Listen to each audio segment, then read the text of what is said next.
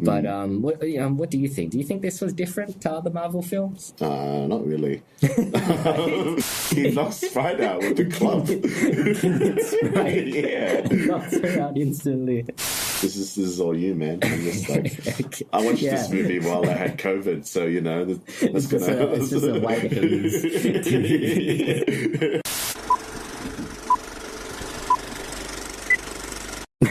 Yeah.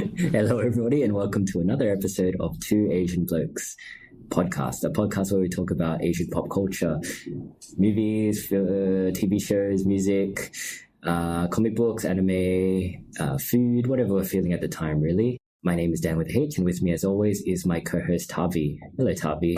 Hey, Dan. Jeez, I barely got through that one. Yeah, I know.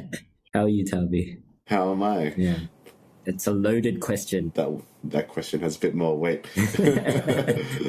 So yeah, I recently got the Kung Flu virus. I mean, that's on brand at least. Yeah.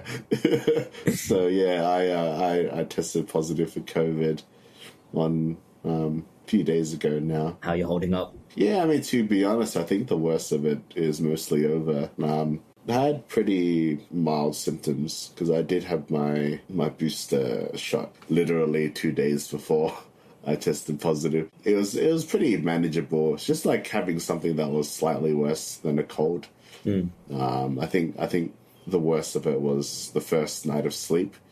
I think that was when, like, I guess there was probably a major battle happening inside my body at that point. But after that, yeah, it's just kind of just like a lingering cough. Like, I still have somewhat of a sore throat at the moment. You can probably hear it in my voice, maybe, and just like fatigue. But it's just more like annoying to. It's weird because we've been in lockdown for so long. You think you get used to not going anywhere, but now it's like literally confined to your room. You're like living like old boy at the moment. Yeah, pretty much. Yeah. But I guess the good thing about being in isolation is that it gives you plenty of time to shut yourself off and watch movies, right? Yeah, which kind of works with the Japanese Film Festival going on, and this movie that we're going to review today as well.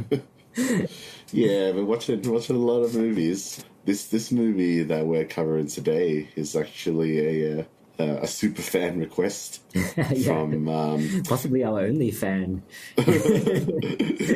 No, we got Nat. She's come on the show. Yeah, I guess. I'm sure Boone is a fan. Yeah. So this request has come from one of our fans. You know who you are. No, we can mention him. I've asked if Black Binda. Black from Japan. Thank you for sending in this request. Request for us to review a film that neither Tavi or I wanted to watch, really. In fact, I'm pretty sure we've said in a previous episode that fuck that movie. Yeah, none of us were going to watch it.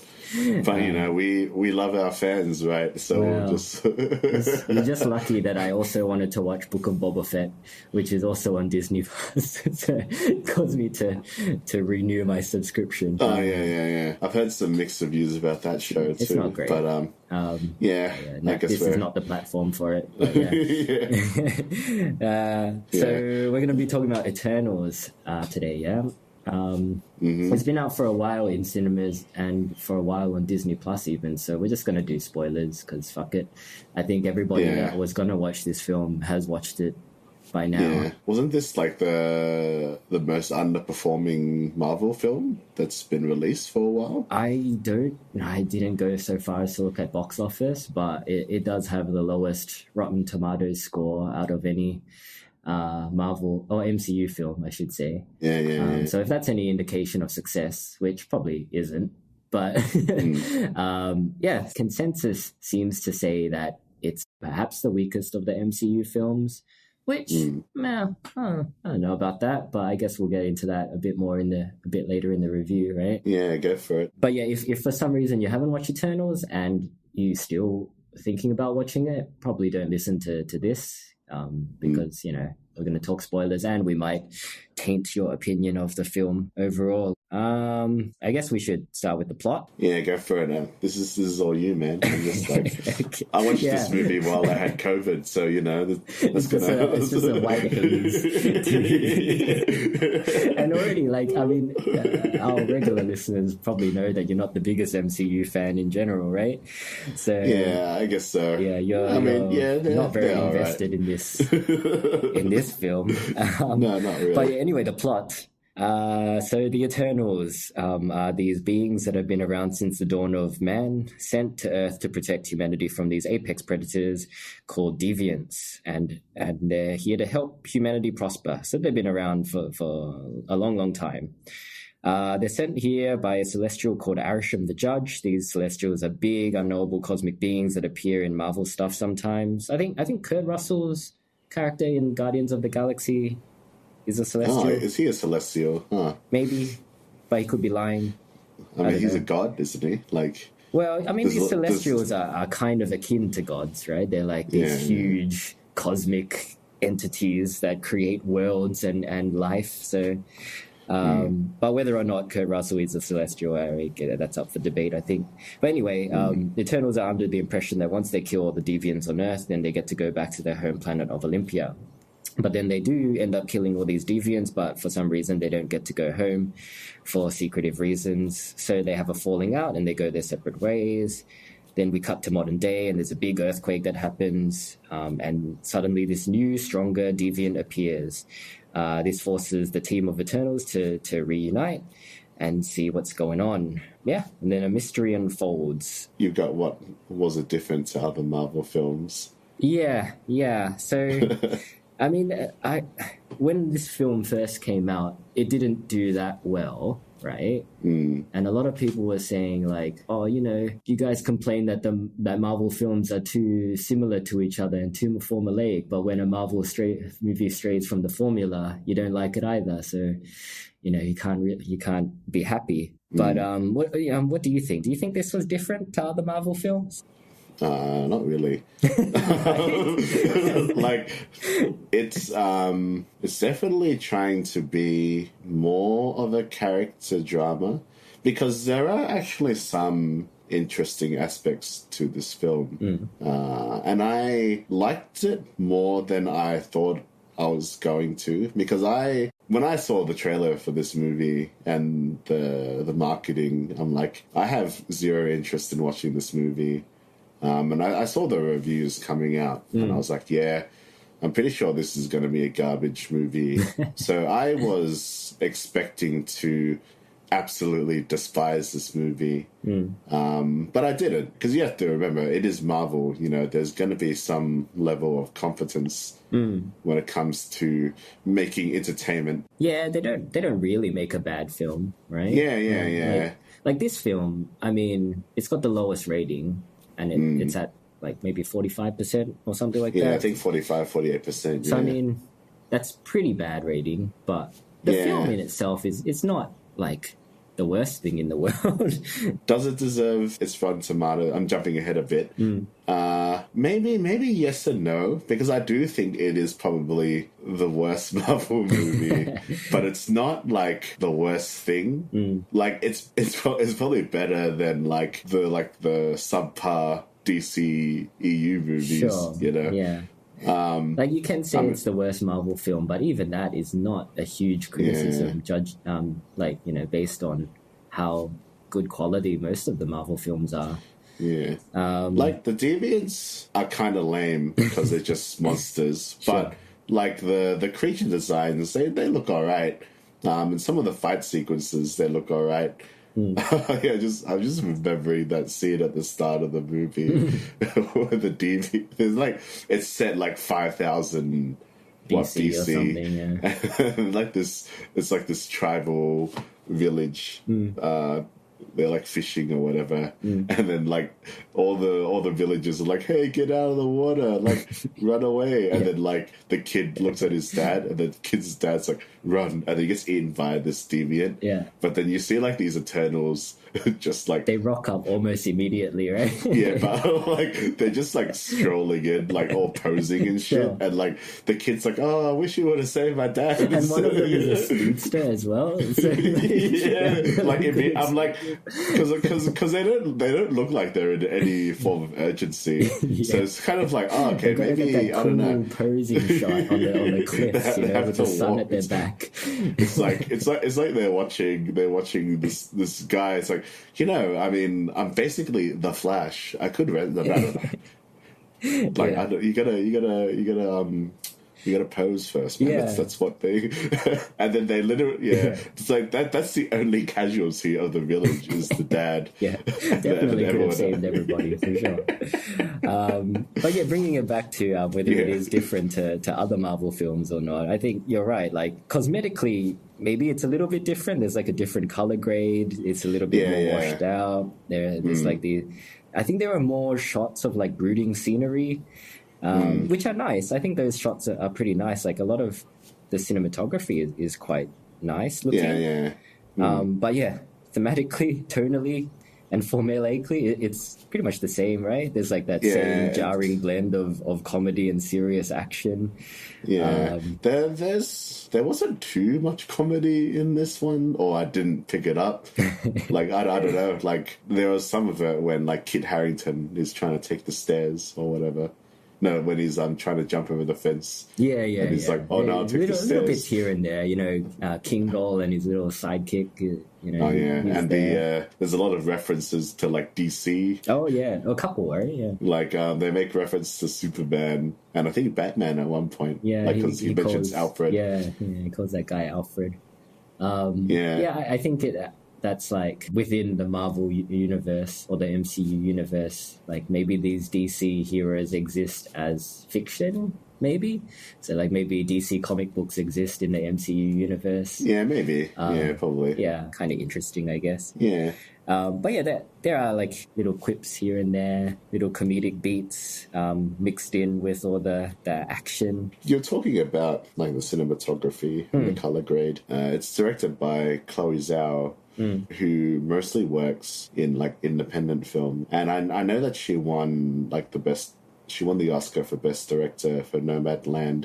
So I knew that she has some talent, but I hadn't seen any of her movies. So I watched a couple before watching Eternals. And like, yeah, they're really good movies. She does a lot of that kind of brooding scenery shots.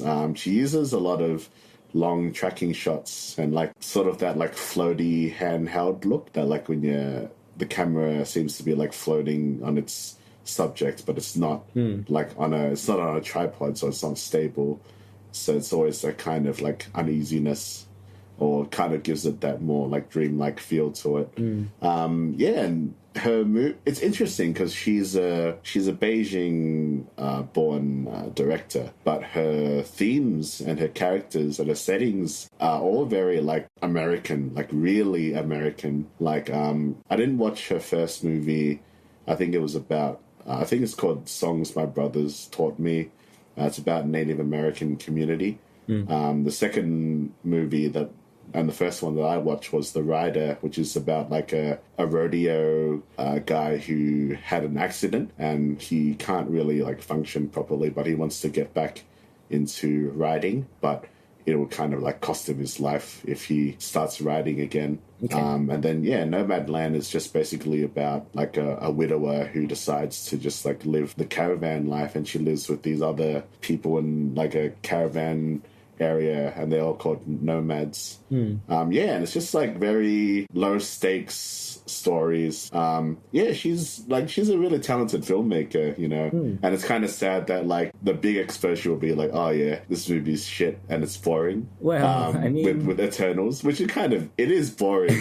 I would have to say for sure. Yeah, I was gonna say, like, do you think her direction style or her vibe in general can translate well to this kind of film, like an MCU film? do you think what we saw in The Eternals is basically like a Chloe Zhao film? There's like you see aspects of Chloe Zhao. She wants the character drama, she wants the themes, but essentially it is Marvel. Like Marvel are going to say, no, we need some action here. But it is definitely slower than a lot of other Marvel movies, which I don't necessarily mind. But usually if I'm going to watch this kind of slow movie, I'm not going to go to a Marvel movie to like look for that. Sure. I think the audience, the audience that is like watching these movies is probably not going to be expecting this type of film. Yeah. Because, I honestly didn't mind the first act of the movie. Even like partway through the middle, I'm like, this is still holding my attention. Did you like the non-linear storytelling? It does like stop the narrative. I don't think it was particularly done well in this one. I think it's a bit jarring. I mean, using like those spatial forms of storytelling is a bit of a risk because you do run the risk of like boring people because especially like I found a lot of the flashbacks a bit unnecessary as well. Like you'd be progressing through the story and then like they come up to like when they find Ajax's body and they're like they have this flashback where it explains why they all like fell out, I guess. But like that, you don't really need that, to be honest. Like you can you can convey that without a flashback. I think like the movie is too. Yeah, the movie is too long. It's too damn long. You don't have time for that. When you've got 10 characters in your ensemble cast, you shouldn't be spending so much time in flashbacks unless those flashbacks are developing your characters, which they don't really in this film. Do you think this show would have been better as a series? Oh, for sure. I think it would have been fine if they had if they had more time. Yeah. But, I mean, it's a long film already. Yeah. I don't think, because The Eternals I'd never even heard of The Eternals. Sure, yeah. Until I heard of it. So, like, to give them a TV series is a bit of a risk for, like, a budget, I guess, because you have to pay, like, 10, how many of them are there? 10. Yeah, I had to go back 10. And count them because I could only remember like 4 of them. Because there's 10 characters that they'll have to keep on, and they'll all need like equal screen time and equal. But yeah, they've tried to do it in a series before called Inhumans or something. That it's on Disney Plus. I heard about that one. It's really bad, apparently. It's on Disney Plus, but it's really deeply hidden. It's hard to find because I think Disney is a bit ashamed of it. They're trying to bury it away. But it's a similar kind of thing. Like I think they're aliens or something. They've all got powers and they all get sent to Earth and do stuff. But yeah, that was a TV series and it didn't do well. So maybe that explains why they pushed for Eternals to be a movie rather than a TV series. Yeah. And I feel like the level of stakes is not that high because you basically like know that they can't kill off some. Like if more of them died in the movie, it might have been better. But like this is a landmine of a subject I'm about to tread into. All right. But like it's very it's very like this whole movie's marketing is the like diversity aspect of it, and that never goes too well down with the audience if that's the only thing you're focusing on. So obviously, without going into it too much, each Eternal is kind of a representative of that checklist that they're appealing to. And basically it's like, if we kill one of them, this community is going to get upset. But it's like, what about like Asian dudes? Like they don't give a shit.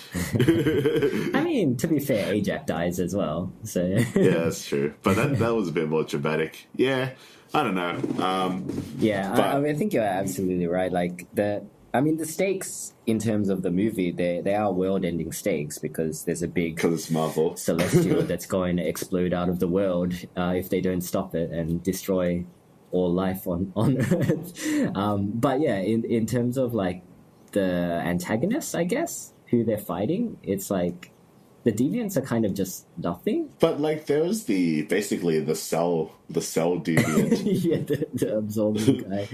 Like I reckon if they kind of like focused on him a bit more, it might have been better. For sure. I think if they had the guts to kill off more Eternals, it would have been way better because that guy, he kills Ajak and becomes more powerful in doing so, yeah? Like he absorbs her power and becomes more powerful. And then he kills Ma Dong-suk's character, Gilgamesh, and he becomes kind of humanoid. He gets the ability to speak and, articulate his words. And then he goes on to say like, oh, you Eternals are not the heroes. You're just murderers and I'm going to kill you all. But then they just kill him. That's it. Like, that's actually, honestly, a pretty interesting theme. It is, yeah. If he had a chance to kill more of them and get stronger and stronger, he could have been this interesting antagonist to them. But he could have been like a Imhotep level antagonist. Yeah, but no, he was surprisingly sympathetic because he's like, us deviants, we just want to live. You guys are just coming in to kill us. Yeah, that's an interesting angle, they're both born from this dude who's just made them, which I thought was quite interesting because this Arisham guy or whatever the hell he is like he made the Eternals and the Deviants, and it's kind of like he's basically almost God, really. And none of them really chose to be alive, and none of them were created in any form of good or bad aspect. They were just created, and they're all just trying to survive. Really, at the end of the day, they don't really have any malice towards each other. Like the Deviants are feeding off the humans so that they can survive. The Eternals are killing off deviants because they think that's their purpose, that's their job. Really, like the only bad guys in this film are the Celestials, right? And they're not even like that dude hasn't even been born yet by the end of the movie. That's right. He's basically a baby. Yeah, it's just like it's like if you're like giving birth to your child and then like 10 dudes in like superhero uniform, like, nah, your baby's gonna be Hitler, and they just kill her. Yeah, everyone is kind of just trying to exist. A lot of the conflict here in this movie stems from this Tiamat celestial that's going to be birthed from the Earth, right? But in doing so, it's going to destroy Earth. But also in doing so, it will have the power to create new worlds and create potentially billions of new life forms. So this kind of divides the Eternals team because some of them think that they should stop the birth of Tiamat and save Earth, but some of them think, it's meant to happen, and if they stop Tiamat from being birthed, they're going to also stop these potential billions of life forms from being birthed. That kind of divides the team. Like, what do you think about that? I mean, that is an interesting question to pose. Because there's not really a right answer. Like, who's to say there should or should not be another billion, forms of life, Isn't that what, isn't that what Thanos was trying to stop? He's like, there's too much life, so we need to, kill half the universe. So, yeah, like, there's no right or wrong answer to that dilemma. And some of them, one of them doesn't even fight in the last battle. yeah. Which I didn't even notice until my friend told me. I'm like, oh yeah, that guy just ditched him. Yeah. Yeah, the finger guns guy. Yeah, what's his name? His character's name Kingo, played by Kumail Nanjiani. Yeah, that guy's actually a really good actor. He was in The Big Sick, which is like a really good rom-com. I think he's also in that TV show Silicon Valley. Yeah, that's where he is. Yeah, he's pretty prolific, that guy. He's a funny guy. Yeah, it's funny because it's like he's he's like, how they're the Eternals, and they're basically, predate every civilization, but then he just ends up in Bollywood because he looks Indian, even though he's Pakistani. Sure. But, I'm surprised no one's called him out on that. I think that was a smart way to kind of, when you're spending all this time on Earth, like, what are you going to do with your life? And his subversion technique, I guess, is he kind of creates this dynasty of Bollywood actors. So he pretends to be his own son throughout the generations, I guess. And in that way, he can exist within humanity without drawing suspicion to himself. I thought that was a pretty good idea. Yeah, I just thought it was funny that it's like, oh yeah, because I look Indian, I just naturally gravitate to that lifestyle, even though like I predated it. But some of the arcs of it's like who's the kid, the girl? Sprite, yeah. Her arc was a bit dumb. She basically just wanted to get fucked. Wasn't that like? Well, is that why she? I guess like, so. She's a bit salty that she just is a kid for eternity. Which yeah. I mean, she can create illusions, so she can make herself look older. But like her illusions suck. Like as soon as you touch them, they kind of get dispelled. So it's not even useful in that way. So I guess that's I mean, I think the cast is fine. Like I feel like all the actors are doing a pretty good job, but just there's not enough runtime to develop any of their characters. Or maybe there is, and it just wasn't done in a very good way. Like maybe there was just too much time wasted with flashbacks and brooding. Yeah. Well, I mean, you don't really see much of Angelina Jolie's character. Sure. She's kind of just crazy. She's got the mad weary target. Whatever it's called. You knew she wasn't gonna die. Like basically, Cell has like got her in the grips, and it's like, I'm just waiting for her to break out and kill him instantly, which she did. Because like it's Angelina Jolie, you know, they're not gonna let their biggest name. Well, I mean, they killed off Salma Hayek. She didn't have as much sway as Angelina. I guess so. But do you think the cast was okay? I think Gemma Chan was pretty good as a leading lady. Yeah, I didn't mind Gemma Chan as she's the protagonist, so you kind of see the movie told through her eyes. Yeah, I think she did a fine job. I mean, I liked her in this more than Astrid in Crazy Rich Asians. So like, you know, that's already a positive. I'd watch this movie again over that movie easily. Okay. I don't know about that. Nah, that movie sucks. I watched it. Yeah, let's not get into that movie. And then there's like Rob Stark, Richard Madden. He did an alright job. Yeah.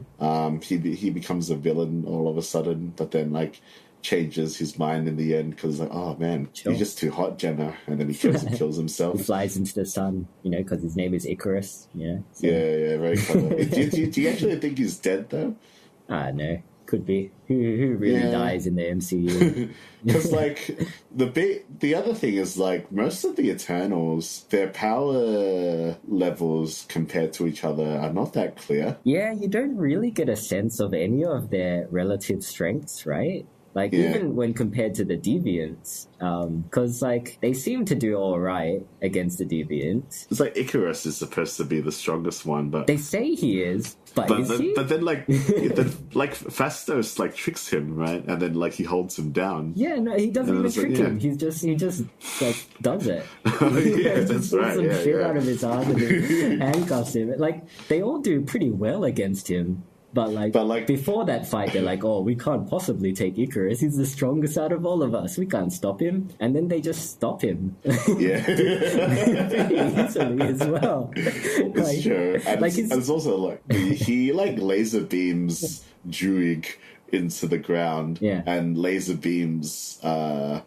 Flash Girl. Yeah. And they kind of just brush it off. Yeah. But then, he laser beams Druig into the ground and like buries him underneath the ground, and then he like reappears in front of Gemma Chan and is like, Druig's gone. It's hopeless. Yeah. But like, why are you saying that? Like, what? He's probably fine as far as we know. He's fine. Well, he was fine. He knocks Sprite out with the club. He knocks her out instantly. So what's her? Is she just like weak? I don't know. Because she's a kid. Maybe I don't, because like she also stabs Gemma Chan's character. She stabs Cersei in the back with just a knife, I think, and then they like make out that it's a big deal. But the whole time I was thinking Cersei's fine. Yeah. She's probably fine, right? Because she's she was fine. She's like this. She just kind of soldiers on. Yeah, she's an Eternal. Like, is she really going to go out by being stabbed in the back with just a knife? So yeah, I think that was a huge flaw in the film, was like there's no establishment of any of their power levels relative to anything, really. Like Yeah. If they had like a scene where, I don't know, the Eternals were fighting an Avenger or something, something that the audience knows, like how strong they are. I don't know, maybe Thanos comes, but like a long time ago or whatever, and they like beat him easily. Then we could be like, oh, the Eternals are like stronger than Thanos. Okay, we get a sense of how strong they are. Yeah. And like even within the team, like when they're fighting deviants, if Icarus just kind of like, if they're struggling against one deviant as a team, and then Icarus comes in and just owns it, like then we could see, okay, Icarus is stronger than all of them. Yeah, but they all just scored the deviants, man. Yeah, they don't. They never struggle against the deviants. Yeah, we don't. When they're fighting deviants, like in the present day, we don't know like whether or not the stakes are high. We don't know whether the deviants are a credible threat to them, because they haven't been in the rest of the film. Yeah, I think it's just like the pacing, and they're introducing information at the wrong points. Like they basically only really introduce Cell like at the start, but then they only really introduce him as a threat like halfway through, after a lot of like these character drama moments, which I don't mind in films, because I do like a lot of meandering in movies. But yeah, I guess part of me is also like, if I'm watching a Marvel movie, I'm not expecting the best character development. Like I just want to watch things blow up, which I kind of mostly got, I guess. I don't know. I mean, even the character development moments were kind of, it wasn't enough, I think. Like maybe a couple of them, maybe like Cersei in particular, did get a bit more development, and Icarus as well. But like the rest of them, you know, they like I said, I could only really remember 5 of them out of the 10. Yeah. Like they are diverse, like ethnically, I guess. But they're also very generic. Like their names, are kind of hard to remember. They all have like these vaguely Greek-sounding names. And like their powers they're kind of like different to each other, but they have that same like gold look to it, you know? I think you've just touched on the issue with a lot of what like modern filmmaking is. Like the diversity and the ethnicity is the character, but like no, that's just like the appearance. That's just the surface level. Who are these people? Like what drives them? What makes them, you know, what makes them characters? Like what are their traits? They're just like, they're basically the same, you know? Like they do kind of have vague personality traits. Like Kingo is the funny one, or like Sprite is the childish one, or, you know, Icarus is the brooding one. But at the same time, they're all kind of brooding, and they're all kind of funny at times, and they're all pretty childish as well. So, it's really hard to do characters that have lived for thousands of years. Like you just said, Sprite being the childish one. Like, would you still be childish? Like, is she only childish because she looks like a child? Right. Like I've written here, you know, these beings have been around for like millions of years potentially, but, you know, they still have like an Irish accent. Yeah. I don't get how strong the Irish accent is. If you haven't lived in Ireland for like a million years, you're not going to have an Irish accent. That's true. That's just like, that's just an over. You can't think about that. And that's like, I think that's the flaw with the characters, with the character design, because like you don't know what people are going to think or sound like after living on the planet for thousands of years. And it's just like, I have to admit, it's somewhat of a nitpick, because like, you know, they're like, oh, they've lived for like fucking thousands of years. Like, why would they really care about like falling in love or whatever? But it is something that you do have to consider as well, because like, I think what Sprite, when she, I guess, becomes human, she's like, oh, now I've got to go to high school and stuff. Why? I'm like, then? Why do you have to go to high school? Why are you because she looks like a kid. Go to high school. Just homeschool her or something. Or just say she's a genius 16-year-old. I don't know. She could pass for 16. Yeah. I mean, a lot of genius kids who prove themselves, like they just skip high school and go to college. Yeah, I've heard stories about that. It's just a waste of time. But I guess she wants the social aspect of it, you know. Yeah, getting bullied. I guess so. And yeah, I mean, it is a nitpick, and you can forgive it most of the time. Like Thor, for example, you know, he's been around for a long time as well, but he's still this kind of childish dude, and that's fine because that's his character. Yeah, there you go. That's his character. Yeah. But it's just that these characters were kind of just melded together to me. These characters have no character. Yeah, I think their main issue is with branding. Because when you have this kind of team ensemble, you do have to kind of be able to distinguish the characters easily as an audience member. And one way to do that is with the different power sets and the way each of their powers look. Like, for example, the Fantastic Four. You know, it's got these 4 members, and all of their powers look really different to each other. You know, when Johnny Storm flies, he not only flies, but he also like lights on fire. He becomes this fireman. You know, the Thing is super strong, but not only is he that, he's also a rock monster. You know, and Mr. Fantastic can stretch, so you know, his body is all different shapes and sizes, and the Invisible Woman is invisible for a lot of the time. So like all of their powers, force fields, they're very distinguishable from each other. Like, and these guys, the Eternals, you know, they have different powers, but because they all look vaguely similar, like they all have that gold motif, you can't really distinguish the characters from their powers either. Like, you can kind of remember Gilgamesh has big gold punches, and you remember Kingo has like gold finger guns, but like because they all look the same, like visually, that's not a way for the audience to distinguish their characters either. And even like their superhero outfits, like they get these eternal superhero outfits for their end climax battle. But can you remember any of their colors? Well, I know Gemma Chan's is green. Right. Isn't Fastos like purple or something? Maybe. Angelina Jolie's is white. Yeah, she's white. I don't even remember his color. Maybe he didn't get one because he died before then. Yeah. But you know what I mean? Like, because the colors are quite washed out, like they're not very distinguishable in that way either. Like when you watch the Power Rangers, you know exactly who's who in a fight, like because of their colors. Zach's the Black Ranger and Trini's the Yellow Ranger. Yeah. But you know, it was the 90s, and the target audience was kids, so you got to make it easy for them.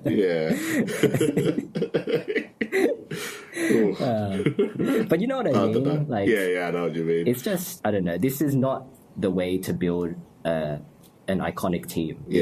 It lacks a level of brand awareness, I think. Yeah, maybe. I think it's more like if it was a good movie, then like it's, I don't know, it kind of just washed over me, most of this movie. Do you have any positives about the film? You said there were some interesting ideas. Yeah, I did like the idea when like Cersei finds out that there is no Olympia, and that they were made, and just like the weight of finding out that basically your existence doesn't mean very much, you know, is a pretty big thing. And then she just tells the other team, and they kind of just accept it. It's just like, oh, okay. Yeah, it even divides the team, because a lot of them are like, yeah, that's fine with us. Yeah, but I don't know, like I kind of like that, like realization of the grandeur is not really much, you know. It's almost like Lovecraftian, like, you know, imagine like it's like the horror of how insignificant us as humans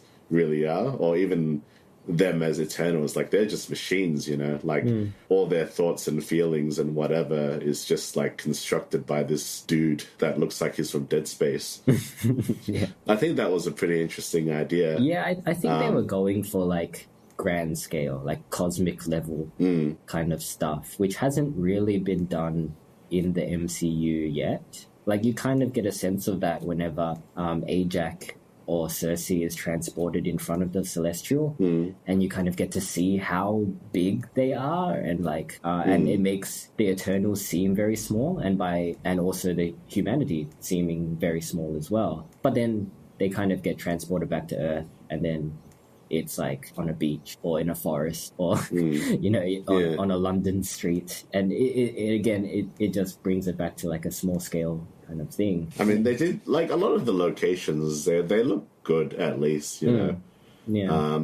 And even like the fight sequences, they look okay. Yeah, like, I think they look good. For CGI. Like I think the super speed was really good. Like I like that the super speed was kind of done in still a fast paced way. You know, like we get a lot of that kind of time in a bottle stuff when it comes to super speed, where like everything around them slows down. You know, like your Quicksilver from X-Men. Or, yeah. But it's kept pretty fast. Like the choreography when the Eternals are battling, it's not bad. Like I've seen worse. Yeah, I mean, I did rag on the gold effect before, but I think it looks good.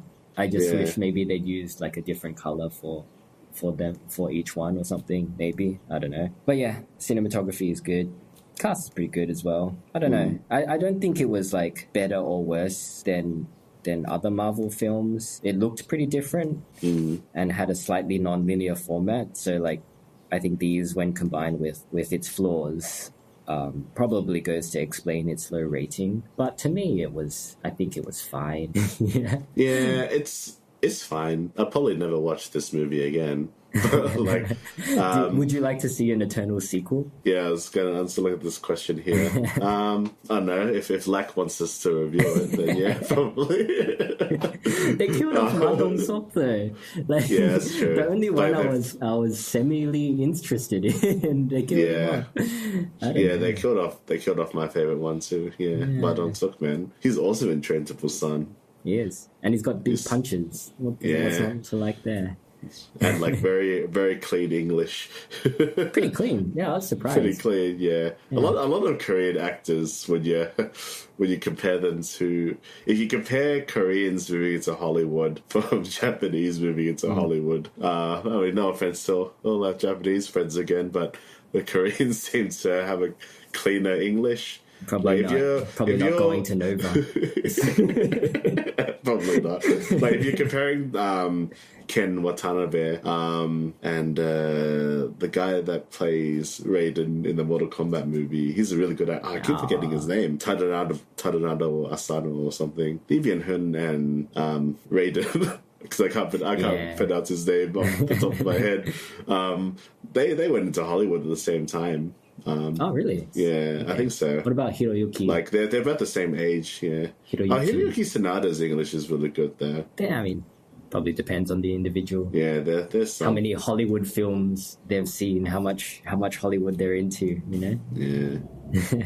I think Koreans embrace American culture a bit more, maybe. Maybe they're more into it. Yeah. Because I know a lot of Japanese people really like Japanese films. So. Yeah. And that's good, because you should like your own country's films. True. I can't say the same that I do know some people that like Australian films. But, like, you know. You do not like Australian films? I do like some. Did you not like The Dry, Tavi? I haven't seen The Dry. I think it's alright. Yeah. I should watch it. We should talk about some Australian stuff since we are Australian. I want to watch that Wormwood Apocalypse film. I watched the first Wormwood film. That's that Australian zombie franchise. Yeah, I watched the first Wormwood film on something, and it was alright. It was decent.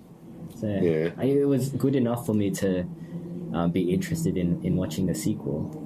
Yeah. Good enough to divert yourself from talking about the Eternals. Yeah, I guess we should wrap this one up. All right, guys. How did you feel about the Eternals? Did you enjoy the film? Would you like to see the Eternals reappear in MCU movies? Who would you team them up with if they were to reappear? Let us know. You can get in touch with us at 2asianblokes@gmail.com, or you can join our Facebook group to be part of the conversation. Or you can follow us on Instagram at 2asianblokes to see what we're up to. Thank you, as always, for listening to this. Yeah, this was a fun episode. Very convincing. Thank you, Darby. That's all right. All right, guys. Until next time, take care and try not to catch COVID. Yeah, that's right. Don't get COVID. It's a bad time, I hear, right, Darby? It wasn't too bad. Okay. Anyway, don't catch it. Don't get COVID. Yep. All right. Take care. See you Bye. later, guys.